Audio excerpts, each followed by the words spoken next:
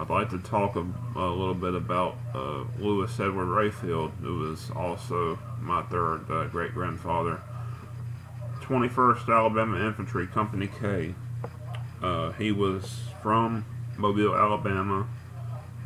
At the age of about 11 years old, he enlisted in the Confederate Army as a drummer boy. It might come as a surprise to a lot of people nowadays that somebody so young would be allowed to join the military.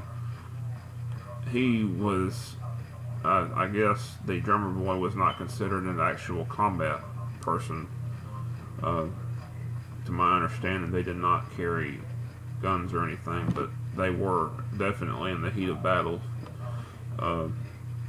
At some point, well, first of all, his unit marched from Corinth, Mississippi to Shiloh, which I believe is in Hardin County, Tennessee. His commanding general, if I remember correctly, his name was Johnston. Just a little bit of background on what happened during this battle. Johnston was riding his horse, trying to rally the troops or whatever, and somehow or another he got shot in the back of the knee. Apparently, Johnson did not notice this, but what happened to him was basically he bled to death. So, Louis, in the middle of all this, Louis Rafield, the drummer boy, 11 years old, he somehow or another lost his drum. And the cool part is that once he lost his drum, he got a hold of the Union drum and started, drumming again. So he went through one of the most famous battles in the whole of the Civil War by taking a hold of the enemy drum and using that to continue his duty. When I was doing this part of my family tree, I came across the information that he was called the drummer boy of Shiloh. So I was interested, and I found out that this was not an award that was given to, or award or title that was given to people, that was given to him because of his actions during the Battle of Shiloh. And when he died in 1921 in Codin, Alabama, businesses were shut down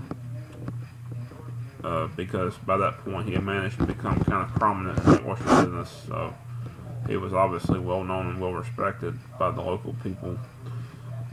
I actually have a picture of him that is from 1914, which shows him wearing his Confederate uniform and a drum. So, and he has also been interesting to research because, obviously, because of his feats during his service in the Confederacy. When he came home, he was discharged from service after 1 year because at that time it was under 17 and over, I think 45. You served for 1 year, and he came home and joined the guards in Mobile. So in 1869 he married Mary Ann Ganaway, who, in between them, they had several children, among them my great-great-grandmother, Louisa Webb Rafield, who married Charles Edward Graham. And I was also able to finally get him a marker put in at St. Michael's Cemetery. His exact burial place was unknown and is more or less still unknown, but we knew where his wife was buried at, so we just based it on that. To me, it's a real honor to be able to honor my ancestors like this, whether they were Confederate or not. Even if I had some that were in the Union Army, I would still feel more or less the same. Just so happens they were all Confederate, so that's it. I did go to a Sons of Confederate Veterans event today, actually yesterday. It was very good, and to me it's an awesome way to pay honor and respect to people who were willing to give their lives for what they saw as liberty. So, if anyone who sees this is interested in the Sons of Confederate Veterans, and if they're qualified, I highly recommend that you look up your local chapter and see about getting a membership.